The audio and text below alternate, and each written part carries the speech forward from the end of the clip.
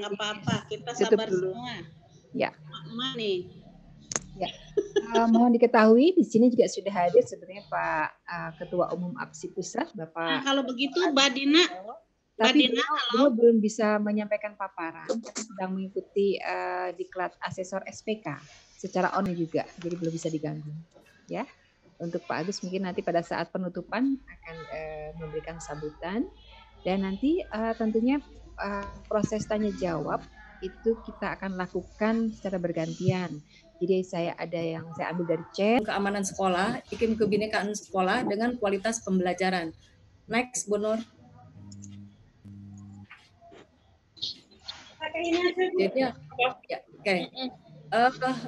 Sekali lagi bahwa AKM ini adalah mengukur keterampilan dasar literasi dan numerasi, Bapak dan Ibu.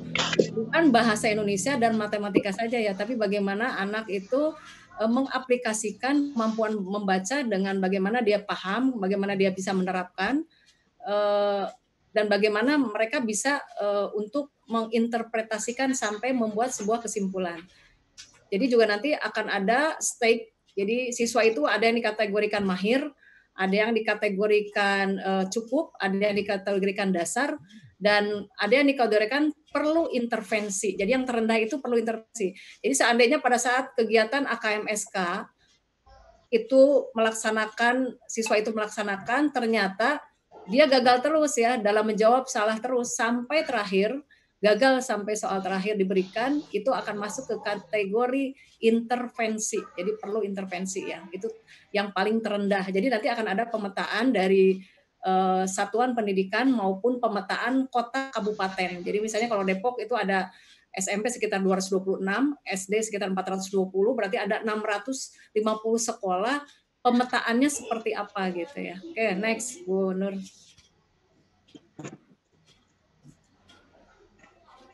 Bu Nur, next. Nah, oh ya ini udah selesai tadi. Lanjut lagi Bu Nur, lanjut yang berikutnya. Mohon maaf ya, saya sambil nge-admit, Bu Dina nge-admit banyak banget yang masuk. Baiklah, Bapak dan Ibu saya lanjutkan. Ini ada distribusi soal Bapak dan Ibu. Bu Nur yang sebelumnya dulu, sebelumnya. Nah ini, ada distribusi soal AKM berdasarkan konten teks informasi maupun teks sastra. Yaitu untuk kelas 5 itu 50%, komposisinya 50% teks informasi, 50% teks sastra. Untuk SMP, jenjang SMP itu ada 60%, jadi lebih banyak teks informasi diberikan di soal nanti dibandingkan dengan teks sastra. Ya, kalau kelas 11 ini juga lebih tinggi lagi teks informasi. Jadi untuk kelas 8 dan kelas 11 itu lebih memahami kembali informasi-informasi saat ini yang berkembang di Indonesia, karena nanti akan terkait dengan hal itu. Tapi ini kan semua akan disuguhkan dalam bentuk cerita ya, nanti juga anak-anak akan menyimak itu. Lanjut Bu Nur, ini adalah distribusi soal AKM-nya ya.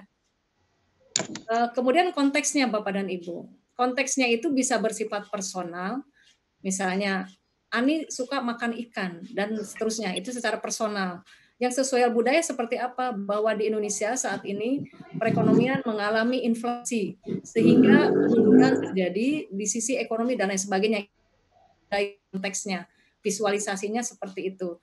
Bisa berupa transportasi publik, bisa tentang perekonomian, makanan khas, kebiasaan masyarakat, dan lain sebagainya. Ini terkait dengan sosial budaya. Konteks yang akan ditampilkan dalam literasi. Ya, kalau personal itu adalah dalam pembentukan karakter. Kemudian dalam bidang saintifik, Bapak dan Ibu, ini juga dalam literasi muncul saintifik itu berupa antariksa, medis, gejala alam dan lain sebagainya. Misalnya divisualisasikan bagaimana manfaat daun sirih. Bahwa daun sirih itu adalah sebagai antiseptik dan juga bisa menyembuhkan sakit pencernaan. Nah, itu visualisasinya seperti itu. Jadi ini kemampuan berliterasi. Jadi bagaimana nanti peserta didik mampu menginterpretasikan, mampu memahami dan mengerti bacaan yang mereka baca. Ya, lanjut. Ini distribusinya. Distribusi soal untuk yang personal itu sekitar 60, kemudian yang sosial budaya 30% dan saintifik 10%. Sedangkan kelas 8 itu proporsinya 40-40 untuk personal dan sosial budaya, saintifik 20. Jadi porsi saintifik di dalam literasi ini sedikit ya Bapak dan Ibu, yang banyak adalah tentang personal dan sosial budaya. Untuk kelas 11 dan kelas 8, tentu materi sosial budaya ini paling banyak yang akan dimunculkan di dalam soal AKM ya. Oke, lanjut Bu Nur. Sedangkan level kognitif, Bapak dan Ibu, ini kalau kita ingat dalam taksonomi Bloom ada C1 sampai C6. Apabila peserta didik menemukan informasi, ini masih dalam level C1 atau C2, mengingat, memahami ya. Sedangkan menginterpretasikan, mengintegrasikan, ini sudah C4 ya. Nanti ada juga yang masuk dalam penerapan, playing ya, itu dalam kategori level kognitif. Jadi secara bertahap soal itu akan diberikan secara stage atau adaptif bertahap dari yang mudah ke yang sulit. Kalau dalam pembelajaran itu yang dikenal dengan ada low ya, ada middle, ada higher. Jadi hot yang hot. Ada tadi anggota dari. Mohon Bapak dan Ibu kerjasama. Mohon perhatian pada Bapak Ibu, mohon dimatikan. Silakan Mbak Titik lanjut. Di unmute dulu. Halo Mbak Titik. Di unmute dulu silakan. Oh, iya. Maaf. Oke. Ya. Bapak dan Ibu, tentu saja dalam level kognitif ini ada yang dinamakan mengevaluasi ataupun merefleksi. Tentu ini sudah masuk ke C5 dan C6 ya. C6 itu mensintesis ya atau mengcreate. Nah, ini juga termasuk sudah higher order ya, atau soal yang hot ya, yang sering dipaparkan di selama ini teman-teman ya. Oke, lanjut Bu Nur. Jadi level kognitifnya seperti itu. Dalam literasi juga ada yang mudah, sedang, dan sukar. Kemudian kita masuk ke numerasi Bapak dan Ibu. Di bidang numerasi, tentu di sini yang akan muncul konten yang akan diujikan dalam AKM adalah materi bilangan, aljabar, geometri dan pengukuran, data dan ketidakpastian. Ini mungkin yang lebih paham adalah guru matematik ya Bapak dan Ibu. Oke. Materi aljabar itu proporsinya hanya sedikit Bapak Ibu, paling 10%. Yang lain yang banyak itu bilangan ya. Geometri dan data ketidakpastian. Soal yang diberikan Bapak dan Ibu bahwa di dalam numerasi ini ada pilihan ganda kompleks, ada juga isian singkat dan esai atau uraian. Kalau dalam ujian nasional yang lalu itu hanya pilihan ganda dan isian. Tapi sekarang ada pilihan ganda kompleks, bahkan ada yang drop ya, naik, menurunkan, menaikkan, menurunkan gitu ya, menyesuaikan soalnya mana yang benar, jadi dinaikkan, diturunkan juga ada. Nah itu ya, jadi ada perubahan-perubahan dalam kegiatan AKM ini. Bisa connect ke laptop. Kalau udah delete tadi. Silakan Mbak Titi di unmute kembali. Oke, saya lanjut. Teman-teman mohon perhatiannya ya, supaya tidak terganggu berhenti-berhenti. Dalam kegiatan numerasi, ini ada understanding ya Bapak dan Ibu, mengingat, mengidentifikasi, mengklasifikasikan, menghitung. Di sini ada soal, 50 ditambah 25 sama dengan titik-titik. Ini termasuk yang mana? Understanding, applying, atau reasoning? Halo? Di chat aja, di kolom chat silahkan. Ya, di kolom chat silahkan. Kalau 50 ditambah 25 sama dengan di kolom chat yang mana? Understanding Bu. Ya, ini termasuk ya. Oke, ini menghitung ya Pak ya, understanding. Ya. Kemudian selanjutnya ada soal di sini, petani A menanam 50 butir jeruk. Kemudian sedangkan petani B memanen 25 butir jeruk. Berapakah jumlah seluruh jeruk yang diperoleh? Ya, termasuk yang mana? Prosesin. Penerapan. Menganalisis. Terima kasih Bapak dan Ibu yang semangat ya. Di sini kan petani applying. A memanen 50, petani B berapakah jumlah? Berarti di sini masih understanding. Karena dia baru menghitung, ya, menghitung.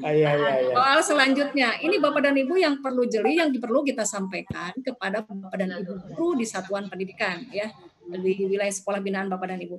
Ali menggunakan kalkulator untuk menjumlahkan 50 ditambah 25. Namun ia salah memencet 25 menjadi 35. Apakah harus dilakukan yang supaya mendapatkan penjumlahan yang seharusnya? Kalau melihat soal seperti ini masuk yang mana? Tolong dicat ya Bapak dan Ibu. Masih understanding. Bukan mau dianggap juga ya maksudnya. Masih perhitungan. Masih perhitungan. Bapak dan Ibu, ini ada kata kerja operasional atau kita kenal KKO dalam kasus hidup. Ali menggunakan kalkulator. Kalau sudah menggunakan kalkulator, applying, betul. Nah ini ya, ini contoh-contoh soal Bapak dan Ibu yang akan diberikan kepada anak-anak nanti dalam AKM SK. Kalau di sini soal berikutnya, Badu menggunakan kalkulator miliknya untuk menjumlahkan angka 50 dan 25. Tetapi tombol 5 pada kalkulator Badu rusak. Bilangan apa sajakah yang dapat digunakan Badu untuk memperoleh hasil yang sama dengan 50 dan 25?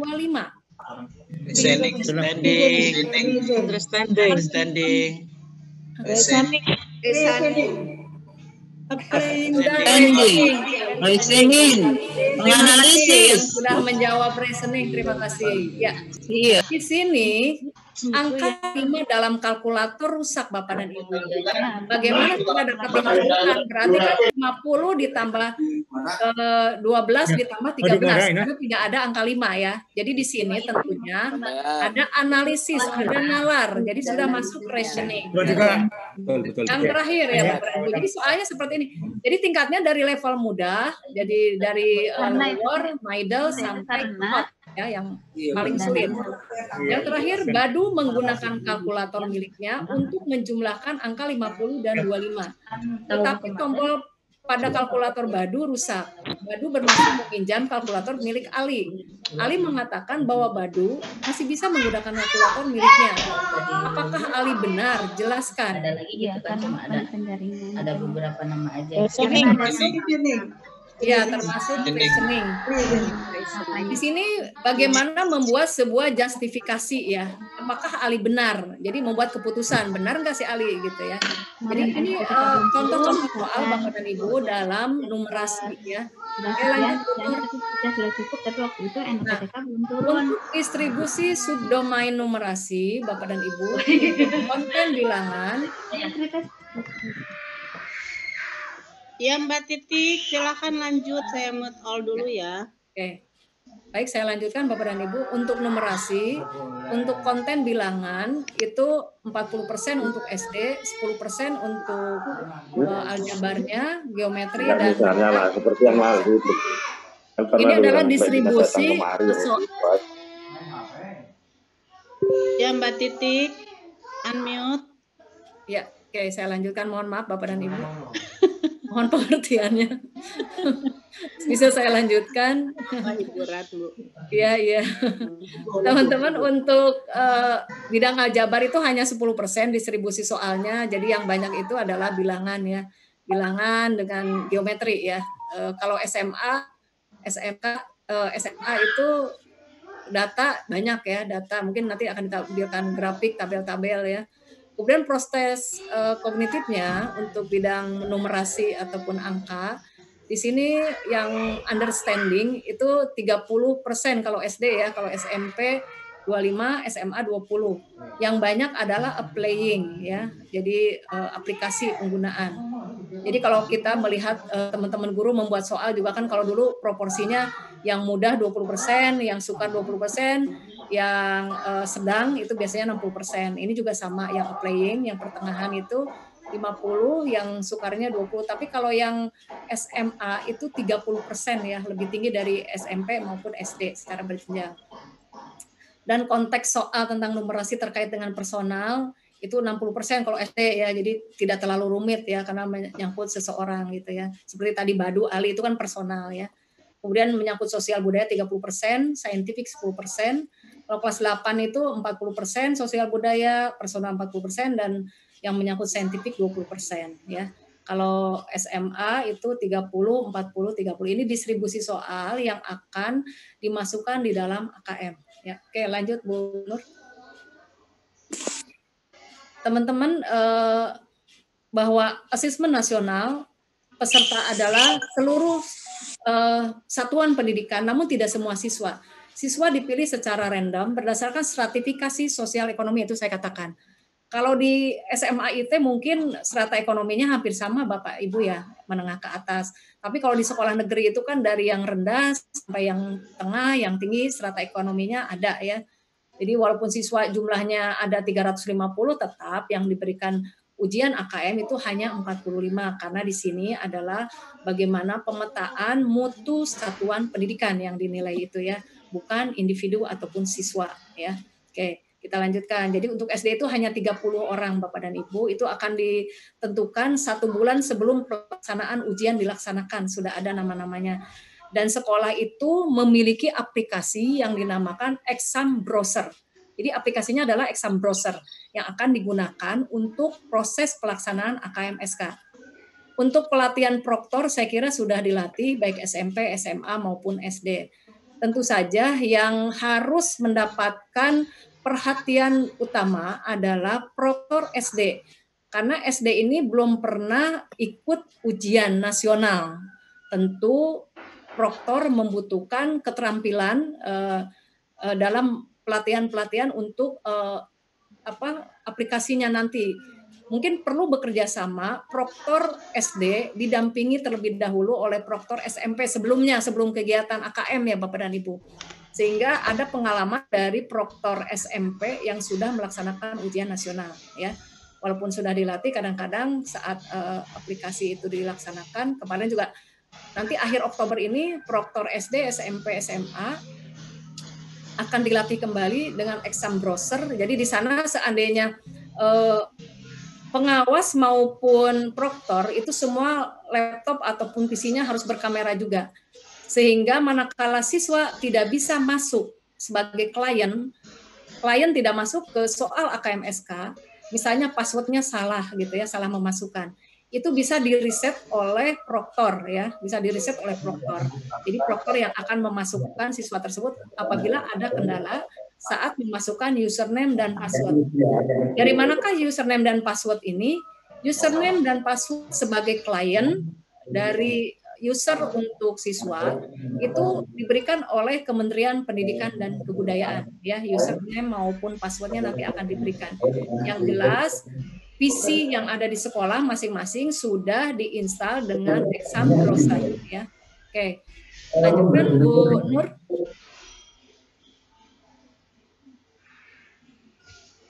Saya mute dulu, Bapak Ibu mohon maaf sekali. Nge-mute sendiri ya. Oke lanjut, silakan Mbak.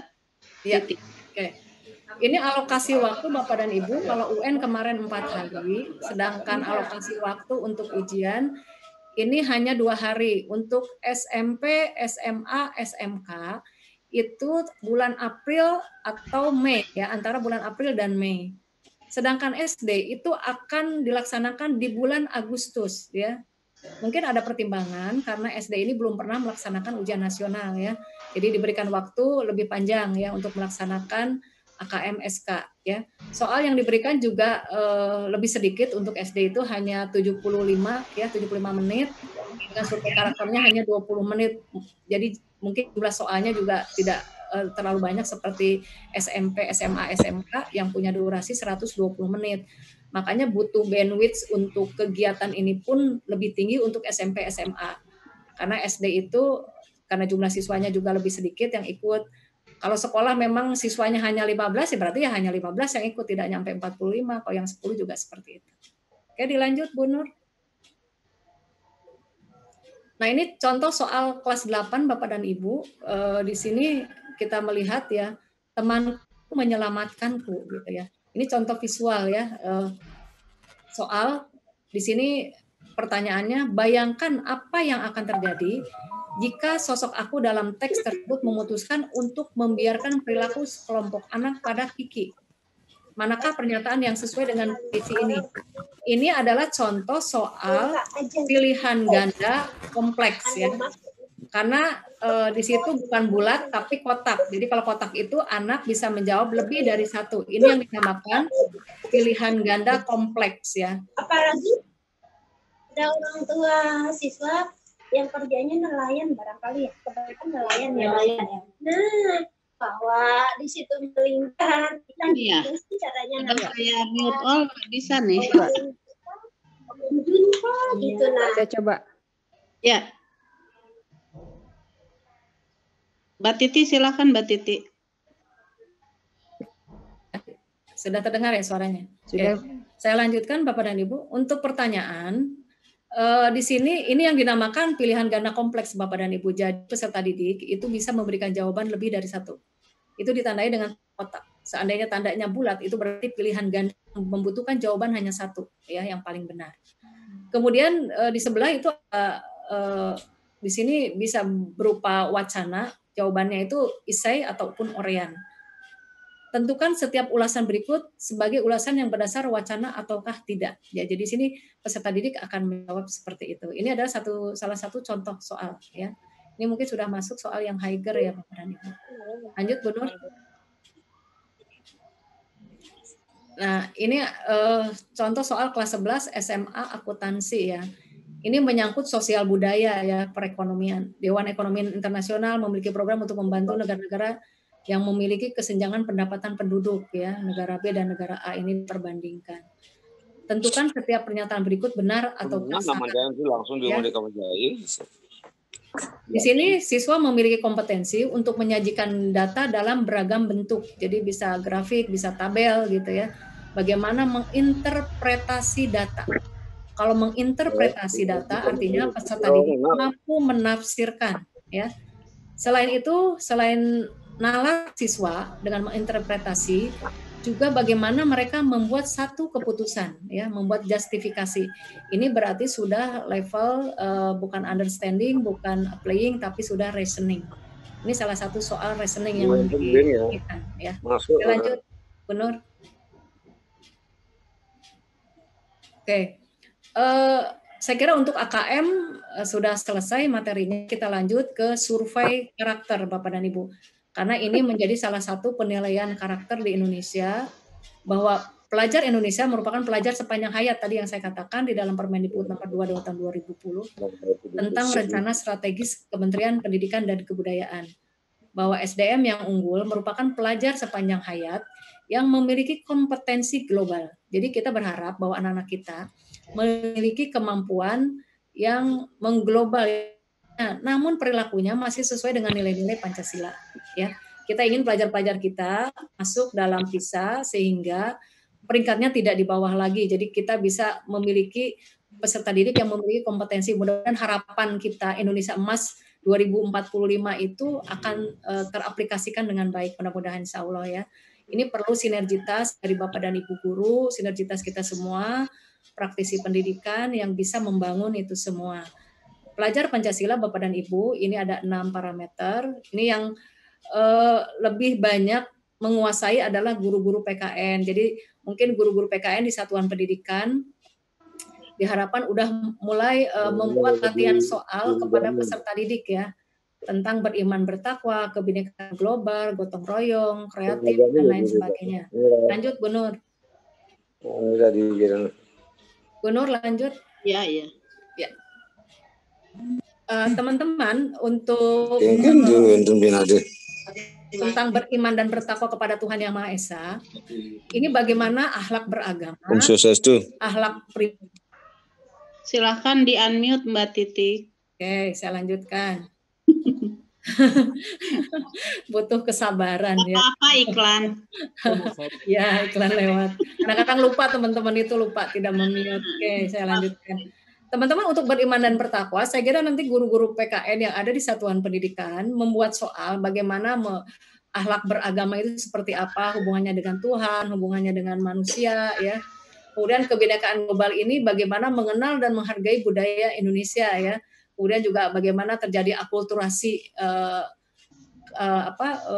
dari berbagai suku. Seandainya di sekolah itu ada berbagai multi etnis ya, seperti Depok ini kan multi etnis ya, tidak ada suku bangsa utama gitu ya, walaupun wilayah secara demografi masuk ke dalam Jawa Barat. Bergotong royong di sini bagaimana anak-anak mampu berkolaborasi, mampu memiliki kepedulian dan empati sehingga mereka pun mau berbagi. Ya, di-unmute Mbak Titik. Oke, saya lanjutkan. Bergotong royong di sini adalah bahwa bagaimana para pelajar itu memiliki empati, kepedulian. Ada nggak di satuan pendidikan itu mereka bergotong royong untuk, kan biasanya di sekolah itu ada bakti sosial ya, baksos dan lain sebagainya. Ini kan ditanyakan tentang survei karakter seperti itu. Ada nggak di sekolah itu menjadi bagian dari? Aman di gini agak kewang kali. Ya? Bukan. Di gini ini harusnya. Bukan Mbak. Ada yang bocor iklan. Silakan, lanjut. Lanjut, Ibu. Iklan biar Mbak Titik bisa bernafas dulu sebentar. Jangan dong, Siapa ya? Iki, tolong di mute ya. Bisa saya lanjutkan teman-teman? Your microphone is mute apa nih? Nah itu Pak, betul. Di mute Pak. Kayaknya cara ngalir ini. Diklik aja Pak, caranya diklik Pak. Ya. Terima kasih Bapak yang sudah bisa bekerja sama untuk memiutkan mikrofon ataupun audionya. Kita lanjutkan ya teman-teman. Sedangkan kegiatan mandiri ini adalah bagaimana anak-anak mengaktualisasikan dirinya selama di satuan pendidikan. Bisa saja mereka ditanyakan bagaimana kegiatan organisasi OSIS dan kegiatannya. Ini adalah kemandirian yang dilakukan oleh mereka. Kemudian bagaimana bernalar kritis, yaitu memperoleh informasi, bagaimana mereka memiliki gagasan-gagasan atau ide-ide. Biasanya di sekolah itu kan kadang-kadang ada yang punya tema ya, tema bulanan, tema mingguan. Mereka membuat sesuatu cerpen, karya tulis di mading. Ini adalah salah satu bagaimana anak-anak itu berpikir kritis untuk menanggapi tema yang diberikan oleh Bapak dan Ibu guru ya. Kemudian masalah kreativitas, saya yakin saat ini butuh anak-anak yang kreatif yang berhasil dalam kehidupan di masa yang akan datang. Lanjut, Bu. Ini tentang yang akan tentang dinilai dalam survei karakter ya. Teman-teman kalau yang ini nanti tinggal baca aja kali ya, karena nanti akan di-share ya. Tadi sudah saya jelaskan. Oke, lanjut. Ya, lanjut lagi Bu, ini tinggal dibaca aja. Saya sengaja berikan konsep ini untuk teman-teman baca dan diberikan kepada satuan pendidikan ya. Kreatif sudah saya jelaskan. Nah, ini strategi perubahan paradigma dan perubahan perilaku. Jadi tujuan AKMSK adalah bagaimana merubah paradigma berpikir anak-anak kita yang tadinya hanya kognitif, levelnya hanya ingatan ya dan pemahaman saja. Bagaimana sekarang merubah paradigma itu menjadi sesuatu mereka memiliki daya nalar, daya kritis dan daya kreatif yang optimal dalam pengembangan kompetensi. Kemudian adanya perubahan perilaku ya, tentu saja ini perlu pembiasaan. Pembiasaan bagaimana? Perlu kita internalisasikan nilai-nilai Pancasila ini kepada peserta didik kita. Dengan diinternalisasikan, diajarkan, dibiasakan, nanti akan menjadi sebuah perilaku yang konsisten sehingga menjadi karakter dan menjadi budaya. Jadi budaya sekolah. Jadi harapan kita bagaimana membangun budaya sekolah itu melalui hal yang perlu kita internalisasikan nilai-nilai baik yang ada di satuan pendidikan. Ya. Dan ini tentunya membutuhkan penteladanan dari Bapak dan Ibu guru. Ya. Jadi sebelum siswa-siswinya itu perlu Bapak dan Ibu guru, kepala sekolah, pengawas kita semua memberikan penteladanan tentunya. Lanjut Bu Nur. Satu slide lagi teman-teman. Nah ini yang dikatakan MSIT ya. Jadi multi-stage assessment test ya. Jadi saya katakan tadi dalam AKMSK ini ada level, ada stage-nya gitu ya. Jadi ada kelas asal yaitu level mudah. Apabila siswa berhasil menjawab soal-soal 1 sampai 10 yang mudah, dia berhasil lagi masuk ke soal yang sedang, berhasil lagi ke soal yang sulit, maka dikategorikan mahir. Apabila awal dia sudah keliru, salah terus dan gagal, Sampai terakhir soal nomor 40 gagal, itu perlu intervensi Bapak dan Ibu. Apabila dia gagal, berhasil, terus gagal, kemudian berhasil lagi, itu kategorinya cukup.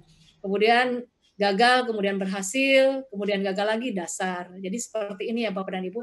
Jadi nanti kita akan bisa melihat dan mengukur satuan pendidikan itu masuk dalam kategori perlu intervensi, atau kategori dasar, atau kategori pemetaan sekolah yang ada di satuan pendidikan akan memetakan kota dan kabupaten. Kota kabupaten akan memetakan provinsi. Provinsi akan memetakan Indonesia. Ini harapan dari Pak Menteri. Itu saja yang bisa saya sampaikan. Terima kasih. Mudah-mudahan. Assalamualaikum warahmatullahi wabarakatuh. Waalaikumsalam. Ya, terima kasih Ibu Titi. Luar biasa paparannya, materinya yang memang informasi yang butuh banget nih buat kita semuanya ya, para pengawas, para pendamping sekolah binaan. Ya, ini saatnya untuk tanya jawab. Kita akan berbagi waktu. Nanti akan saya lihat di raise hand, siapa yang raise hand dulu.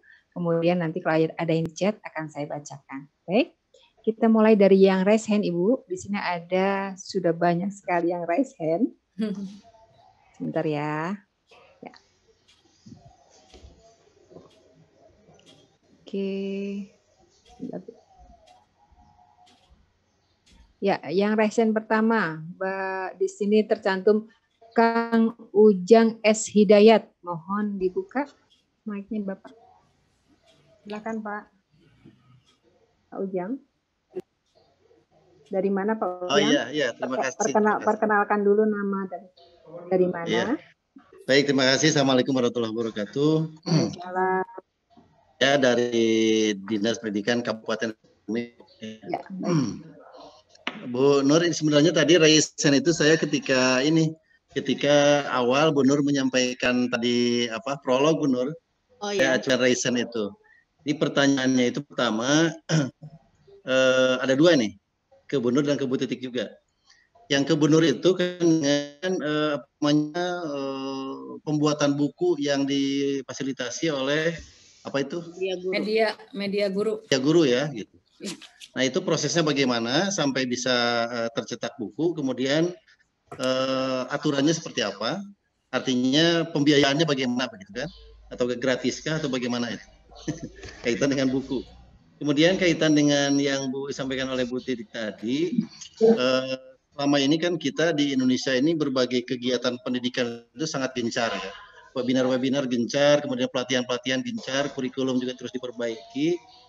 Nah, namun tadi masih saja ada polling yang menyatakan bahwa nilai matematika, fisika Indonesia itu ke-6 dari bawah ya di dunia ini, bahkan ranking ke-72 tadi saya kalau tidak salah dengar. Begitu ya Bu ya, gitu. Nah, sementara kalau ada olimpiade fisika, matematika, Indonesia selalu jadi juara dunia gitu. Nah, bagaimana itu? Apa sumbernya dari mana? Kemudian seperti apa sumber itu? Itu aja mungkin Bu, tadi di awal soalnya itu. Ya, terima kasih. Assalamualaikum warahmatullahi wabarakatuh. Waalaikumsalam. Ya, kita tampung sampai 3 pertanyaan ya Bu Titi, atau bagaimana? 3 dulu atau mau 1 dulu? Dijawab? Satu-satu dijawab nggak apa-apa. Baik, satu-satu ya Bu ya. Mungkin yang lain pun ada yang pertanyaan sama. Iya. Baik, pada Ibu Titi silakan untuk menjawab. Ada pertanyaan dari Pak Ujang dari Sukabumi. Ya. Yang satu itu berkaitan dengan pembuatan buku yang difasilitasi oleh media guru. Dan yang kedua adalah mengenai data saya, kenapa kita ada di ranking 2 dari bawah. Silakan Ibu, saya persilakan. Ya, baik. Mengenai buku ini mungkin nanti lengkapnya sama Bu Nur ya. Bapak dan Ibu di APSI ada tentang membuat buku dengan Profesor Trimar Hendy dengan Bu Istiqomah Bu Sri Sukti pengawas dari Malang. Yang sudah memiliki PTS, yang sudah memiliki karya best practice itu bisa dijadikan buku Pak. Ini termasuk dalam pengembangan profesi. Itu akan dibimbing oleh beliau-beliau sampai tercetak menjadi buku. Jadi sinopsis dan semuanya juga akan dibuatkan lengkap. Untuk pembiayaan nanti Bapak ikut aja dulu di pelatihan buku. Tentu namanya nyetak buku kan butuh biaya ya, pasti ada biayanya. Apalagi kalau Bapak mau mencetaknya 100 atau 200 buku. akan difasilitasi oleh APSI dan alhamdulillah teman-teman yang sudah ikut pelatihan sudah mulai masuk ke media guru dan sudah difasilitasi. Ini salah satu mitra dari APSI pusat ya, APSI milik kita semua ya, memfasilitasi karya Bapak dan Ibu. Mbak Titik bisa diperlihatkan hasil pelatihan Mbak Titik kemarin di PTS, di pengubahan menjadi buku, kebetulan Mbak Titik peserta, ya, kemudian langsung dapat covernya ya untuk pencetakan dan bisa menyelesaikan. Silakan Mbak Titik, supaya teman-teman tahu bahwa apa yang dilakukan oleh APSI itu semuanya berkaitan erat dengan pengembangan karir Bapak Ibu pengawas Indonesia ini. Silakan Mbak Titik, masih punya? Saya harus buka dulu ya. Oh ya, sudah nanti nanti aja di-share-kan. Lanjut saja. Ya, sebentar. Ya, oke. Nah ini. Baik, lanjut ya. Sorry. Nah ini saya coba tampilkan, kalau Bu Nur tadi meminta, ini Pak saya tampilkan. Ini kebetulan adalah karya best practice saya yang menjadi buku. Ini media guru Bapak dan Ibu. Ini hasil dari pelatihan APSI Bapak dan Ibu, belum 1 bulan, alhamdulillah saya dipaksa membuat buku gitu ya. Terima kasih teman-teman yang Profesor Marheni, kemudian Bu Istiqomah dan Bu Sri Subekti. Jadi sampai dibimbing Pak Ujang seperti ini ya. Jadi luar biasa kita difasilitasi oleh APSI ya.